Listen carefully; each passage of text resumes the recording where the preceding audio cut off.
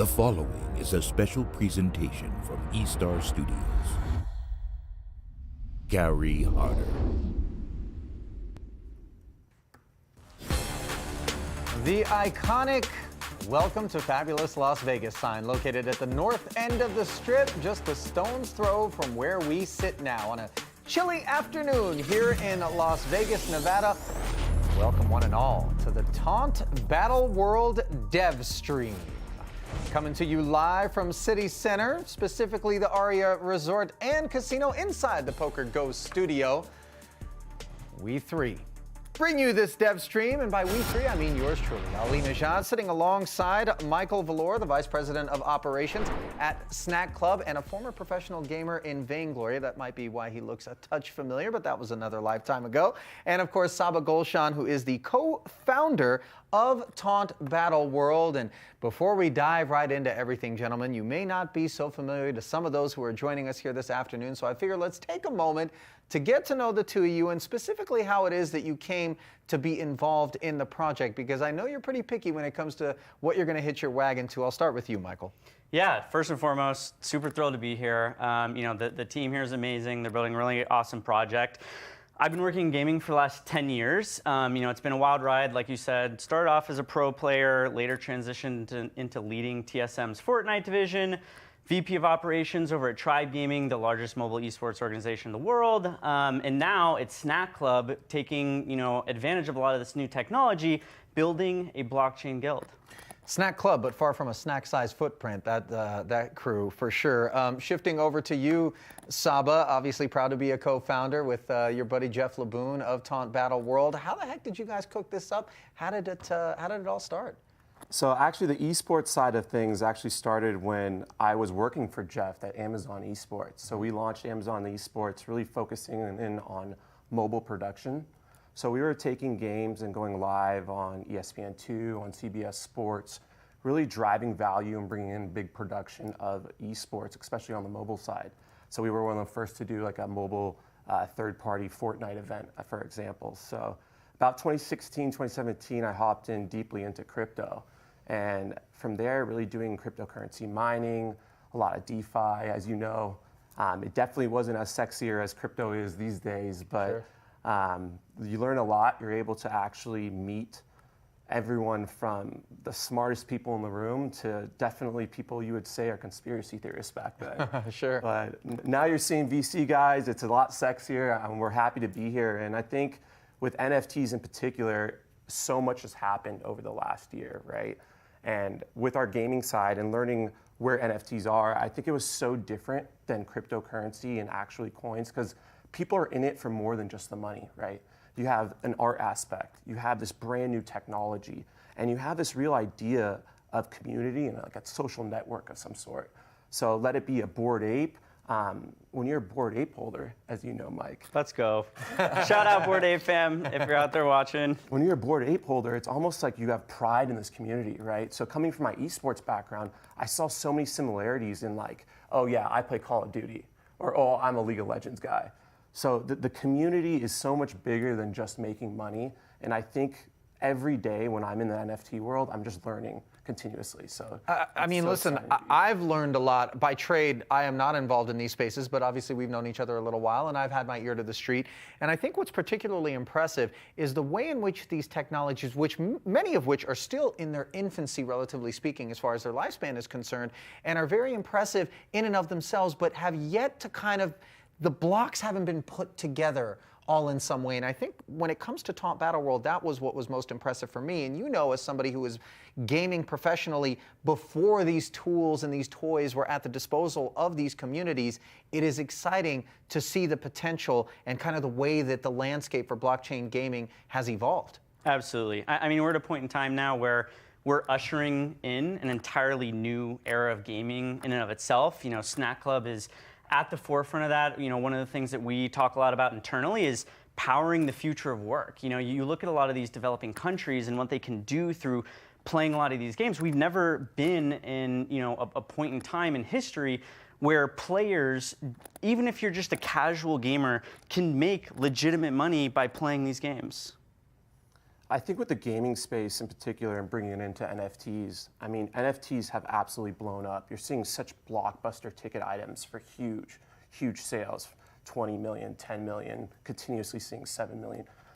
Seven-figure sales daily almost. The Beeple art piece that was 60-something million, right? A one-off, but nevertheless, mind-blasting. But still, we're in such an infant stage. You're talking 1 million OpenSea wallets, whereas we're going into this world where there's 3 billion gamers.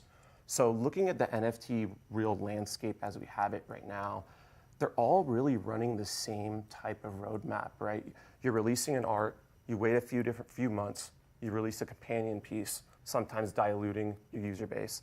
And then you go into this kind of stage where sometimes they drop in in-game currency, and devs are in a position where they're backpedaling, hey, we need to get into the play-to-earn space, right? We need to drive more utility to our users.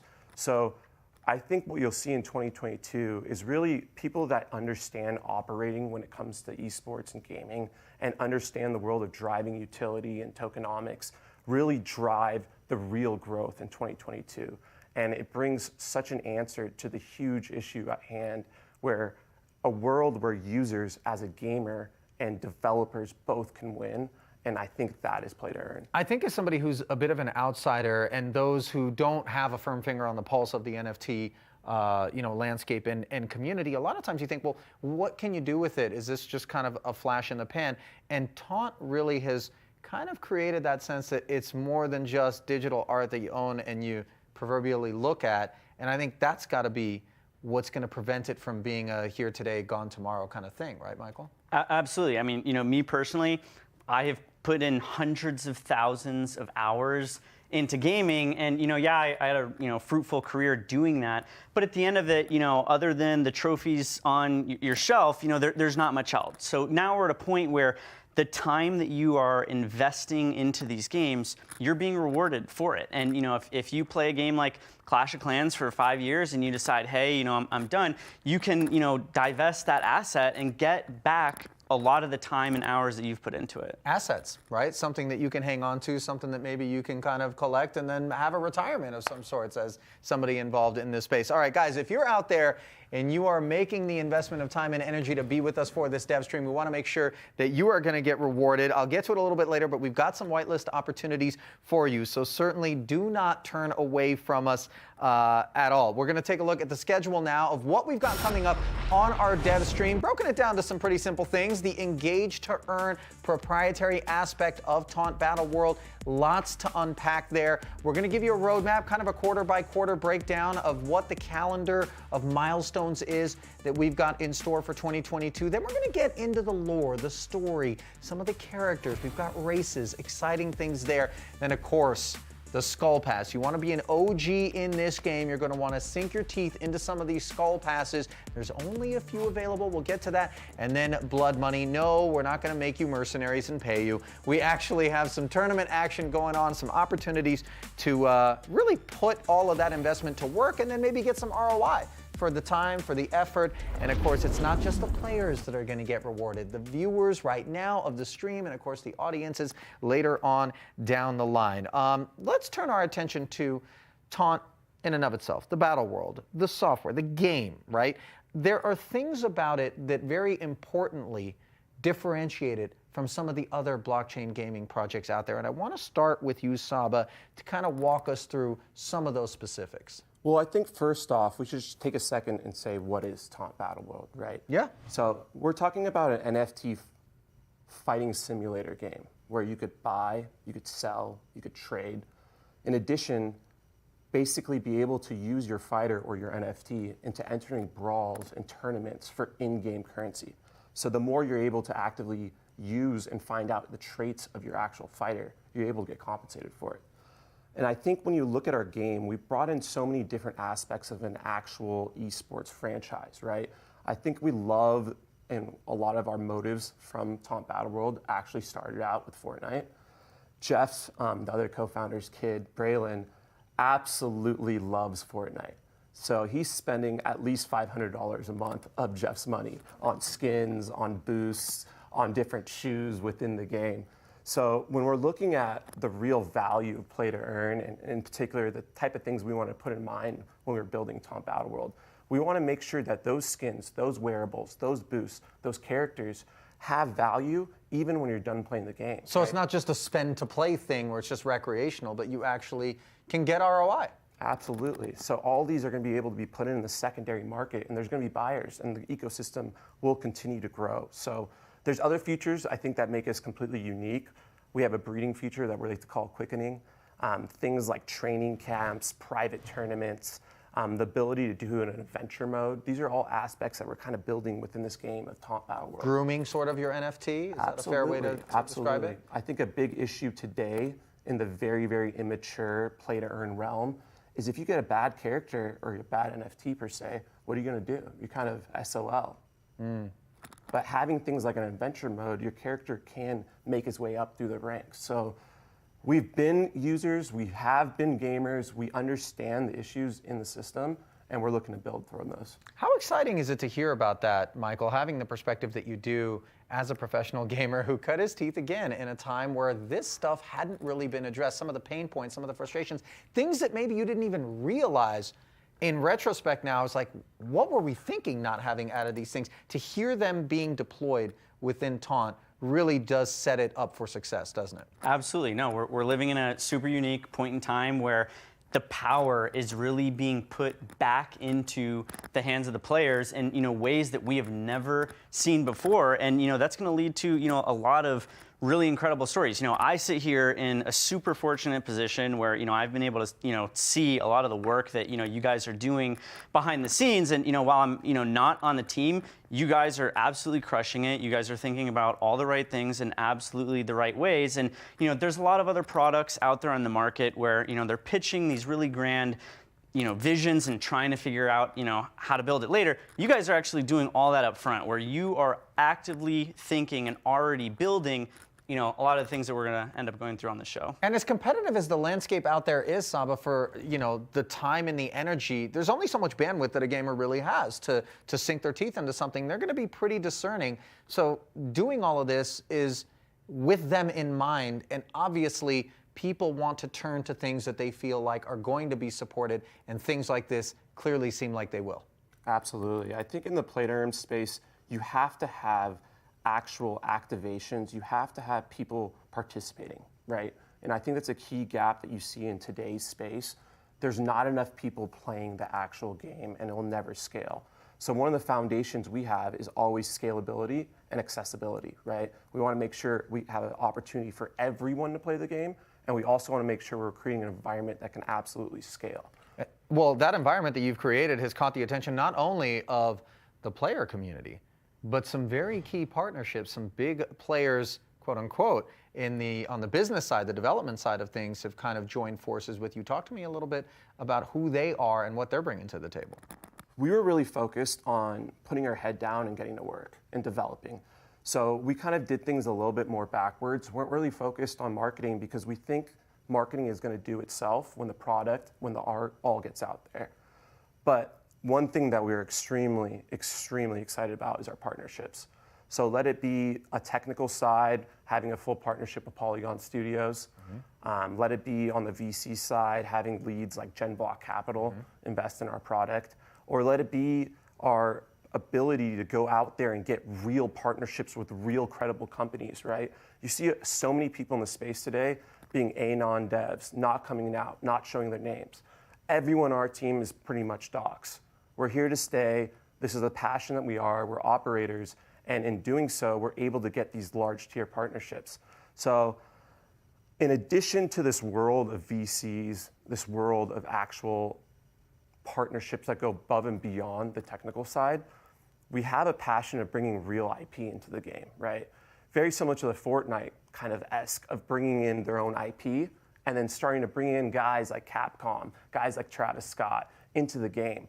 We're going to be starting with our own Taunt Battleworld IP, but then we're going to start to incorporate combat fighters in, right? So let it be from someone from the UFC, let it be someone from the WWE.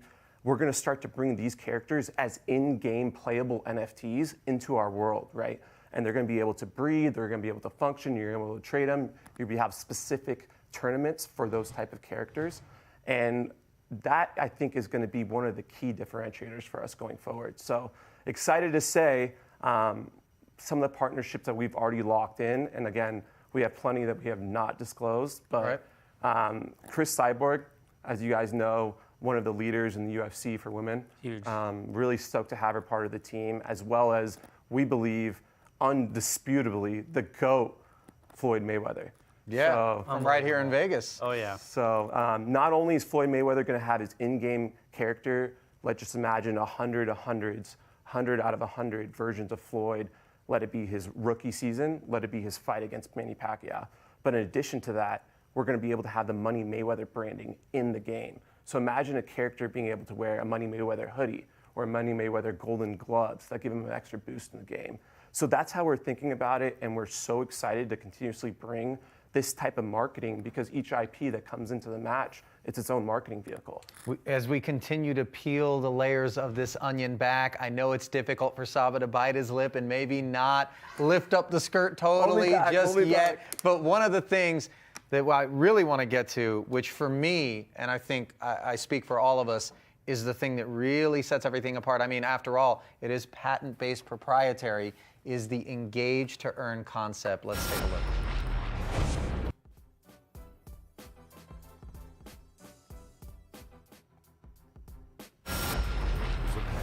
Interactive leadership technology that is owned by Taunt Gaming. Originally funded by the top VC funds in the world, this technology is fully built, operable, and ready to be deployed in the Taunt Battleworld ecosystem. Viewers watching the stream will be able to compete in predicting outcomes of the match while earning in-game currency. Placement on the leaderboard will dictate the size of the prize, but viewership alone will be rewarded. The platform has been created from the ground up for massive scalability to support tens of thousands of concurrent players across all platforms. Taunt Battleworld is breaking the barriers of entry for millions of people who cannot afford the extremely expensive NFTs required to participate in current play-to-earn games. Play-to-earn will never be the same. Saba, I know you were chomping at the bit to talk about Engage to Earn, but quickly, Michael, the first time that this was presented to you, how exciting was it? Unreal. Yeah, no, so for someone sitting in my position here at Snack Club, you know, to date, we've just been a guild scholarship model. We predominantly utilize that play-to-earn system. But now that we're introducing concepts like watch to earn, introducing a concept like predict to earn, it's the entire piece of the pie where not only are we just monetizing a very small subset of our community, it's the entire thing. Every single person in our community has a way to get involved and to participate in games like these that, you know, we just haven't seen. These guys are innovating from top to bottom across the entire space in, you know, very unique ways, and, you know, hold a patent that no one else is going to be able to do. It's addressing the community on a 360-degree level, no fan left behind, right? Absolutely. Let's take a look at it. Let's just hop straight into it and take a look at what it actually does. Yeah. So what we really have here with Engage to Earn is this really thorough patented interactive technology that's actually a leadership tool for esports viewers. So if Mike over here is playing Fortnite, as the demo demonstrates, people are going to be able to actively engage on the stream. Is he going to get the next kill with a shotgun, plus or minus 200? If it was a Madden stream, is Patrick Mahomes going to get 400 yards? Who's going to win this match? So now as a viewer, there's a leadership actual tool where I could compete against other users, and we're going to be taking this model and putting it onto our streams so users can actually compete for more in-game currency.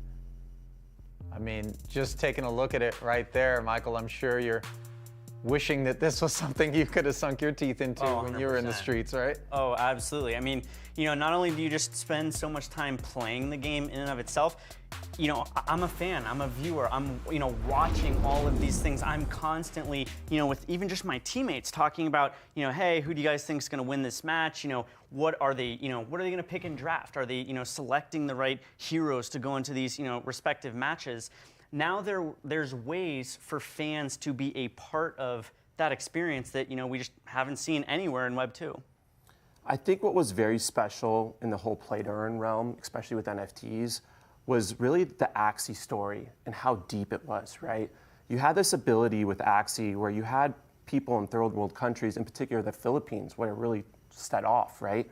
And they were able to actually earn more money playing the game than they were at any kind of jobs that are available in their local environment. It's just incredible. So that story just hit us home, and I think with this engage to earn model, what you're going to be able to do is really close that gap and play to earn even further, right? As we were mentioning earlier, people can't afford a 3, 4, 5, 6, even 7-figure NFT to get into the play to earn environment. So now, watching the stream with zero money down, I'm able to earn in-game currencies by just watching the stream. As I'm interacting, as I'm engaging in these leaderboards, and as I'm correctly answering and predicting basically the outcome of these fights, the outcome of these tournaments, I'm going to be able to get compensated, right? And I could be using that in-game currency for skins, for wearables, all in the secondary market I could get actual in-game currency for. Or better yet, I could be using that in-game currency for entry-level NFTs. Go enter myself into a tournament. So all of a sudden now, everyone's fair game to get into this world. And we're creating this giant flywheel. We really think that this is going to be a revolutionary Trojan horse of daily active users, right? A lot of people are coming into the environment worrying about floor prices. We're worrying about engaging an actual gaming ecosystem and really driving users into that ecosystem. And through this process, not only are more and more users coming into the environment, but the users that are actually actively playing the game and able to scale their way up in the game are getting more and more value because they have people coming in behind them. So I think that's a key difference for us, an absolute revolutionary tech. I know it's naturally tempting to discount some measure of the enthusiasm that is very palpable in both of you by virtue of the fact that you're biased entities who are representing the company, whether retained to do so or whether being a partner. But the passion, I'm telling you from sitting over here, that these guys have for this particular project is absolutely authentic, is absolutely genuine. I hope you can give me the benefit of the doubt when I say that I don't have a dog in the fight on that front. But listen, you guys are my dogs, which is why I'm going to get to some of the whitelist opportunities that I teased earlier. Take a look. 3 different platforms for you to sink your teeth into. If you're on Twitch, just type !enter in the chat. Drop your wallet address in there right now. We're going to give away 25 whitelist spots there. And the best part about it, 5 of those lucky winners are going to receive a bundle that also includes 0.1 ETH. Everybody loves free ETH. Type !giveaway for a little bit more information. Now, if you're on Twitter, reply to the pinned tweet on the Taunt Battleworld account with your wallet address. We're going to select another 25 winners to pick up a whitelist spot each there. And listen, if you're watching this right now going, oh, I missed the boat, I'm on YouTube, I'm watching this on demand, not live, we're thinking about you too. We're still going to give you a shot at a whitelist spot. Just drop your wallet address in the comment section or go to the Taunt Battleworld pinned tweet. As I mentioned earlier, comment your wallet address there, and we will select another 150 winners before March 1st. How about that, boys? We're showing love, aren't we? All right, moving right along from here, it is time for us to get to the roadmap, the aforementioned quarter-by-quarter breakdown of what you can come to expect as this little baby of ours crawls and then walks and then runs. And when I say little baby, it's already pretty robust. And speaking of robust, Q1, a lot of meat, a lot of potatoes, a lot of things happening. Saba, I'm going to start with you. We're going to scroll through it, not going to walk through every single aspect, but what is jumping out at you as the highlight of those first 3 months of the year? As personally an NFT consumer myself, I think it's so rare to see a project this far in development off the bat, right? So in the first month, not only are we going to have our 2,500 characters that are going to be going out for our Genesis Skull Pass and our first NFT drop, but we're also going to see our in-game currency launch as well as our beta version of the game. So the V1 is going to be out, our in-game currency, and an NFT launch within a month of going live. It's completely bananas when you think about how much you guys are taking on, and so far so good. Michael, shifting to Q2, I give you the opportunity to highlight something out of the next 3 months of the year. Yeah, it's got to be esports. I mean, this is a game where you don't have to be a veteran, you don't have to have the best mechanics in the world. You can get involved and participate in competition from the absolute ground floor, which, an environment like that is, destined for success. Q3, Saba, what do you like? So Q1, obviously, V1, we're really focusing on actual scalability and security. V2, we're going to start hitting everything with everything we got. We're going to be having our Engage to Earn feature. We're going to be incorporating our esports technology, live wagering odds, which we'll talk about in a second. We'll be incorporating things like boosts and weapons, and really continue to build the scale of our tournament and season structure. And last but not least, in Q4, now we're starting to get serious, Michael. World Championship, super exciting, competition at the highest level possible. I mean, the platform that they are building here, it's more than just a game, it's a platform that's going to be able to scale tremendously well. You're going to see other games start to adapt, their technology, leverage what it is that they're building, and it's bound to just take off. Looking at all of it there on the screen at once, having just walked through it, Michael, how ambitious relative to 1 year in the life of another project, kind of at a similar state in its lifespan, and how impressive is what we're looking at here? Yeah, first and foremost, super ambitious from the jump. I mean, these guys are trying to tackle this from any and every angle, but with the backgrounds that they come from, whether it's Amazon Games or other projects that they've been a part of, they've assembled the power team to be able to really pull it off, and yeah, it's coming together. How much of a challenge are we looking at here, Sava? Honestly, I just really want to dedicate this all to our team. Our team's been working so hard. It hasn't been a project that this has been like a 30-day run. It's been the conception really started a year ago.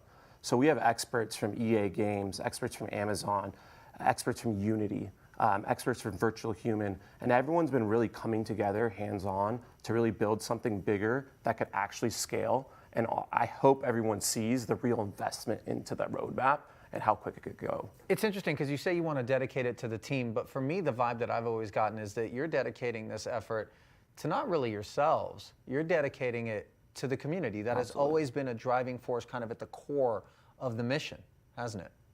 Yeah, whatever we do, the entire realm and really ethos of our entire platform is the community. We're going to continue to push. Our early adopters are going to be getting rewarded. And that's what's so unique about the metaverse, the NFT, the Web3 space, is you could have that kind of relationship with the community. Well, let's draw a little specificity into things, as I know there's been a little bit of ambiguity as far as the nature of the game itself, as I focus on the game lore now. A race reveal, if you will. The character ecosystem is unbelievably robust, and it falls into one of 5 categories. Michael, walk us through them, the 5 different races. Let's start with the human race, shall we? Yeah, so humans, super exciting. First of the races, they are, really returning back to their home planet. It has been destroyed. The gods have turned this into their playground where, they are figuring out how to compete and, how to reclaim glory. You're talking martial artists, combat sports veterans, soldiers, athletes, and rebels, really on a mission to, regain that control. And, when we talk about, their primary attribute, it's all about their spirit. They have, that hard will and determination to make happen. Yeah, with humans in particular, you're really going to see this willpower, right? They have this ability not to be stunned, not to be pushed down, a real courage, right? So each one of our races will have different strengths and advantages. Obviously, as the game develops, we're going to be able to actually build on those weaknesses or on those strengths in training modes within the game. But the humans in particular, it's all about courage. All right, and now we shift to the sea, where we find the Squids race. And you might have guessed it there by the looks of it. Part cephalopod, part machine, the Squids are master strategists. Whether it's deception, teleportation, trickery, doesn't matter, they all play a role in helping the Squids gain the upper hand. We're going to be seeing mind as their primary attribute. These guys are wicked smart, figuring out how to, use what they know to their advantage. With Squids, I think what's important is all about control, right? Getting your enemy into a dazed fashion or getting out of the dazed fashion extremely quickly. So each one of these 5 races will also be broken down further into subcategories, right? So we could have a total of 50 base characters, which is amazing as is for an NFT project. But in particular, each one of these races will have their strengths. Yeah, and obviously pitting them against specific other races could prove advantageous or disadvantageous depending on the specific nature of that battle. Moving along, Michael, we find the scales. Now, when I first heard scales, I thought this would be where we'd get our fish, but no, we're dealing with reptiles. Yeah, these guys are sick. Probably my favorite looking of the 5 races. These guys are a lizard-esque species. The scales are the oldest of the 5 races. They're masters of biology and devoted to the study of enlightenment, seeking immortality. And you know, with that kind of said, you know, body is really going to be their primary attribute, you know, in a lot of these Taunt Battleworld fights. Yeah, you really are looking at protection here, right? And defense, being able to take punches, be able to take kicks, this whole idea of toughness. And I think that's what you're going to see with the scales. Listen, I saw planet Earth. You may be familiar with the Komodo dragon. It's a patient animal. Little quick strike to the haunch of the water buffalo, then it lays in the cut, waits for that poison saliva to take root, then takes the prey down. Older, wiser, I'm down. I'm team scales for sure. All right, moving along. We got the white hairs. You think I'd be team white hairs. I mean, I need to dye these things out every now and again. Talk to me, Michael.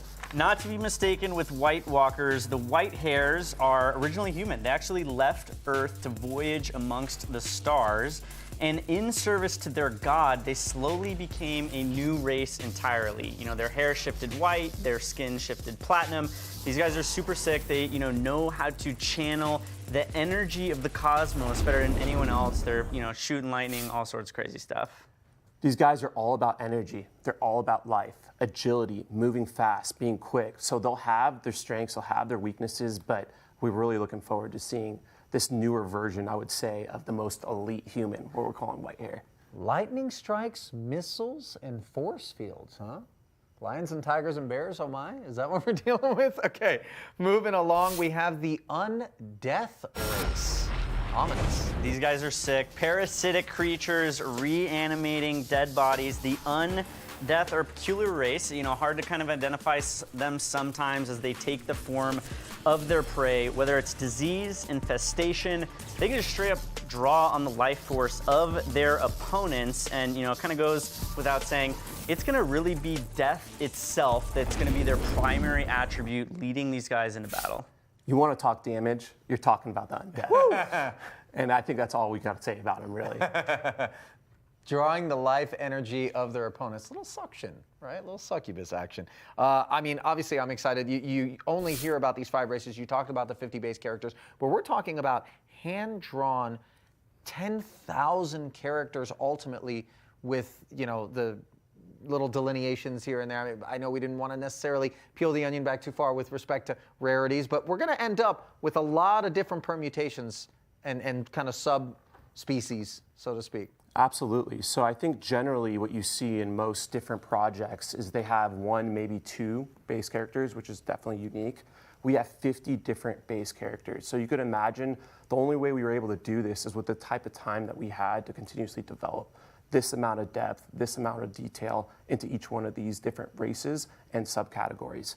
So really, as far as the rarity of the fighter and the traits, they'll be really broken down into 4 sections. You're going to be having the head, the legs, the arms, and the torso, right? So you'll see different values and different traits within those races, and that'll kind of prove the rarity within that.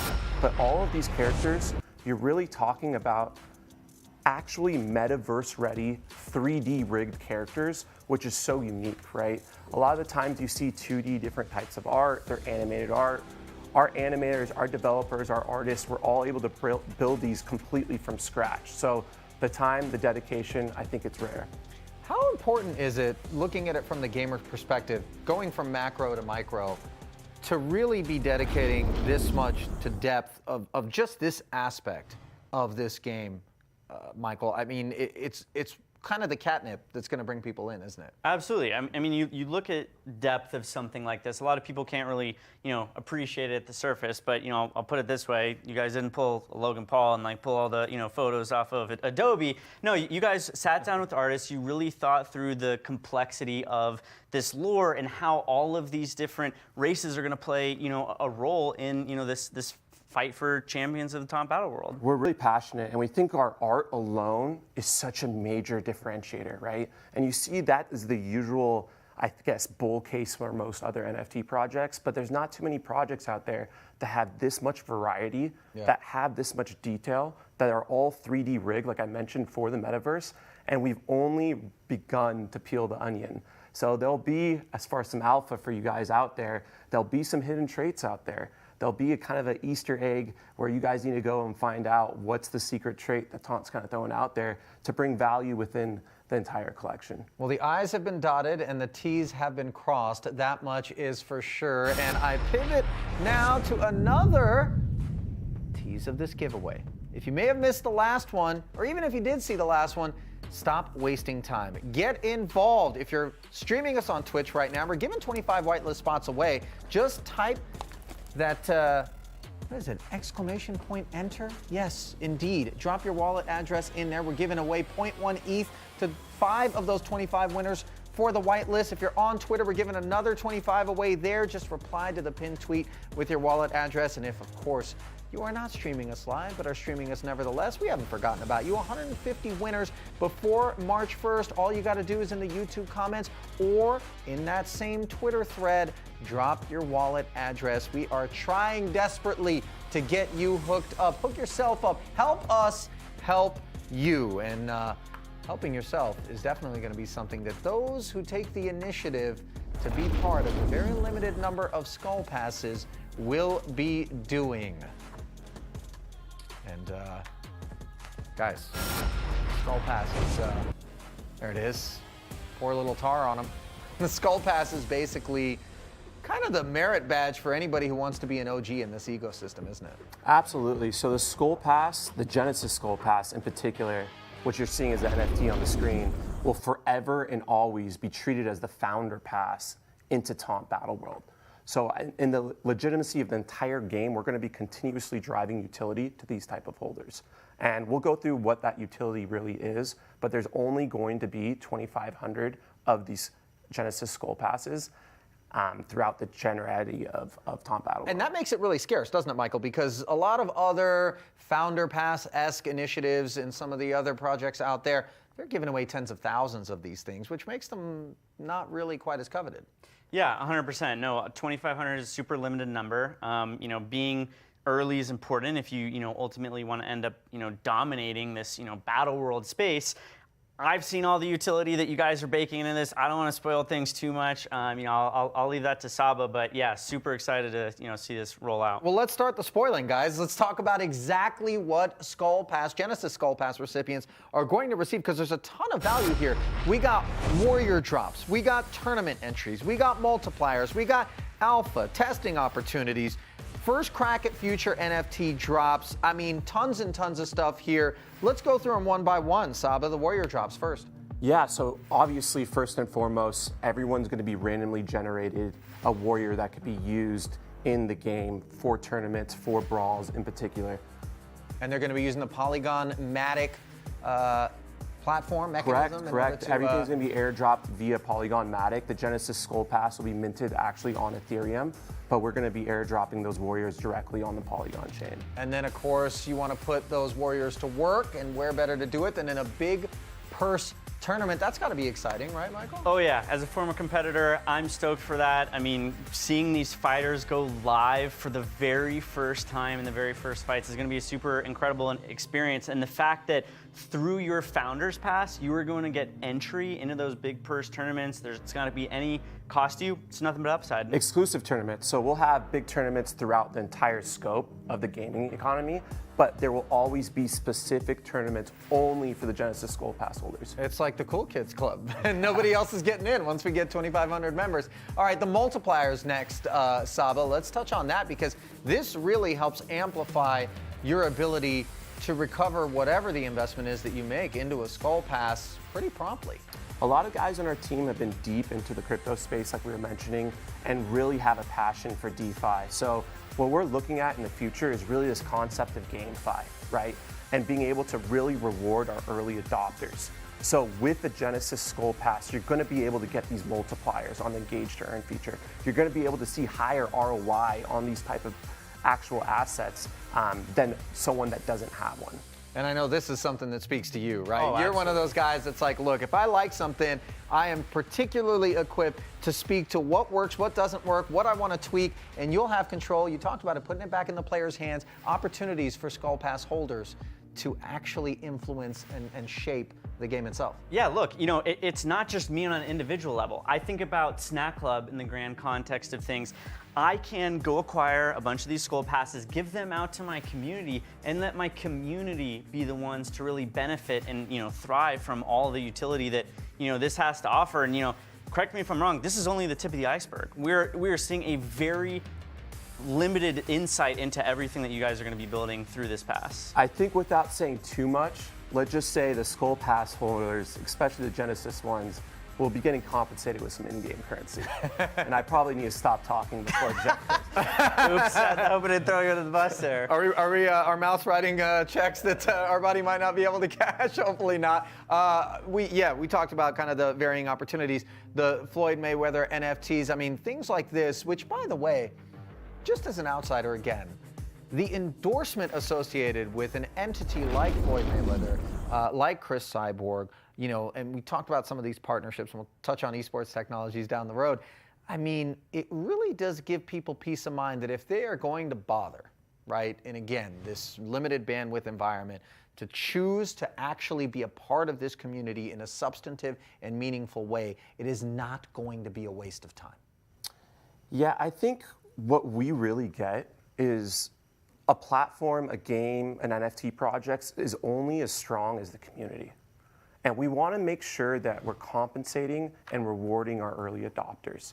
So with the Genesis Skull Pass that you're seeing, they're going to get first priority to secondary drops. We want to make winners. We want to make sure these guys are winning. So they're going to get priority into whitelisting, priority into the IP drops, and continuously we're pushing utility their way. Well, listen, we've got it all kind of there, and to stitch it together, we brought in what I think might be the most impressive of all the big partnerships. You kept it in your hip pocket. You didn't mention it earlier. It is esports technology as we move now to the blood money phase of the program, and these guys are absolutely top tier in this space.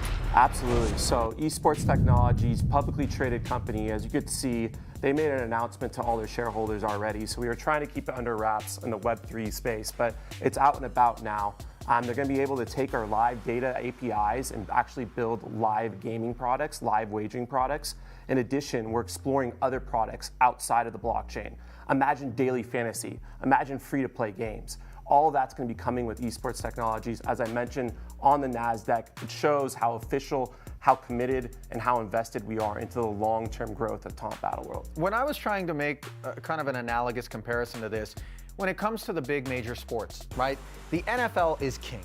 But why is the NFL king? It is the sport that everybody bets on more than anything else. So if you want to emerge as the juggernaut in this blockchain gaming space, if you want to put all of the building blocks together in a way that's going to be meaningful, I would imagine this is the right way to do it, isn't it, Michael? Absolutely. No, the Taunt team is thinking through every single detail how to do things right. And it's not that you're just building a game, you are truly building a platform from the ground up that is going to enable tens of thousands, hundreds of thousands of players around the globe to compete in competitions at an unprecedented scale. And like you said, this technology doesn't exist. Web 2 developers, bless their heart, they own 100% of their IP rights. This Web 3 phase is giving those rights back into the hands of players and empowering groundbreaking technology that we've never really seen before. This could be where we also really separate, right? When you're looking at tournament organization, one of our advisors created the club, WPT. We're very familiar with gaming and gambling structures and poker structures. And I think looking at an atmosphere where everyone could participate and everyone could win, tournaments are so key. Really creating this idea and understanding this idea of tournament liquidity, how to structure actual tournaments. And all that's important. I think with esports technologies in particular, they're going to be able to take what we just announced, our 100K preseason kind of big prize pool that came out not too long ago. They're going to be able to take that down the line and really build products on top of it. Imagine being able to guess who the Final Four is of our March Madness tournament, being able to guess the over-unders on knockouts in a certain tournament, right? So all these aspects, all these products is doable with our partnership with esports technologies. Is this the kerosene, Michael, that's going to take this project from being a brush fire to a wildfire?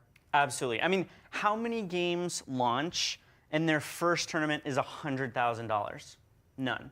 Absolutely none. So the scale that these guys are building at and really, investing into the product, the conviction that they have for what they are doing is, going to change the game for the better. I've never been more excited. I got to tell you, it's somewhat impressive. It's very impressive, actually, that despite the fact that a lot of the team members, as you know, and that you guys have recruited, are situated to maybe have serviced this aspect of the business independently, as talented as they are, you guys still went out and you partnered with somebody who's actually established in that space. And I think for me, it showed cultural humility with respect to the team and the company that was really impressive, something that I didn't want to overlook. Yeah, I mean, you got to think about all the reach that we're going to get now and all the different types of viewers and actual customers that esports technology brings. And I think taking a step back, a lot of the times we get asked the same question: why not build a skill-based game, right? Why not build a skill-based game? Why not be able to control the actual fighters? And I think it's simple. I mean, we come from a world of esports. We hear it, we see it. Why do you not see a StarCraft championship, right? It would be the same players that are winning every single time. So this poker ideology, this idea of really scaling, bringing a game that could reach the masses, is this idea of I could get my fighter in. It could be a scales champion, it could be Floyd Mayweather, right? And I have a massive advantage. I'm well rested.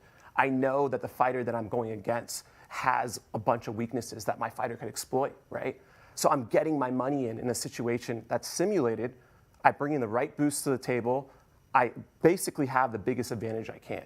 But just like poker, I'm going in as an 80-20 favorite. I have pocket aces. My opponent could have a 5-6 suited. But this idea of getting lucky, making it random, having it as a stimulation, really creates this idea of an underdog story, right? Yeah. An underdog story style, right? So that's the whole vision of being able to build your way up, not having any investment in, and being able to take down the biggest and the greatest whales. I mean, for me, it's why I like backgammon more than I like chess. Chess is a terrific game, don't get me wrong. But really, the better player 99.9% of the time is going to win, right? In backgammon, you put dice in there. Now you have this variable. Now you have this thing that can allow for somebody who is an inferior opponent to exercise a little bit of luck, and I think that creates a lot of engagement. Boys, we're running out of time. I want to give people another look. If you aren't excited enough about this project, just check out once more everything that we have to deliver here in 2022. And as we do that, Michael, I want to give you a chance to kind of deliver your final thoughts. Yeah, no, we've covered so much in this short amount of time. I'm really excited for the project. I, really think that this is going to revolutionize the blockchain gaming space in so many different ways. It really opens the door for casual fans and competitive fans alike to, participate in this ecosystem, benefit, thrive, onboard in a zero-risk way, into the space. And, I'll be rooting from these guys from the sideline, and, I want one of those whitelist spots. Saba, we're looking at all these dates over here. One in particular, and I want your final thoughts as well, that is super important, is March 5th. Why? March 5th, that is our Genesis Skull Pass minting date. So everything is coming down to it. We're really, really passionate, and we're really bullish on the stealth model. We've been working for a year, we've been developing, we've been making partners, and now we're coming alive and doing marketing a little bit late. But with 2,500 Genesis Skull Pass, I don't think it takes much to build a core community and make sure that we're basically rewarding that community throughout every step of the process. Our goal was whether if you have $0 or you have $1 million, there is a place for you in Taunt Battleworld. And I think we're doing that with Engaged Earn model. I think we're doing that with features like the esports technology partnership. And I think we're going to be doing that with our IP integrations. Inclusivity, I guess, is the way to really describe it. That 360-degree kind of a place for every fan environment, which is awesome. Gentlemen, it has been an absolute pleasure. Those who want to continue, don't forget, we're going to have the AMA dev discussion on Twitter Spaces and Discord. I'm giving you one last look at this giveaway. You know what to do, whether it's Twitch, whether it's Twitter, or whether you are just streaming us after the fact on YouTube. Read it and do not weep. Get over to Discord, get over to Twitter Spaces. The conversation is going to continue down there. But that's all the time for now. On behalf of Saba Golshan and Michael Valor, I'm Ali Najad saying thank you for joining us. And we will see you out there in the Taunt Battleworld. See ya!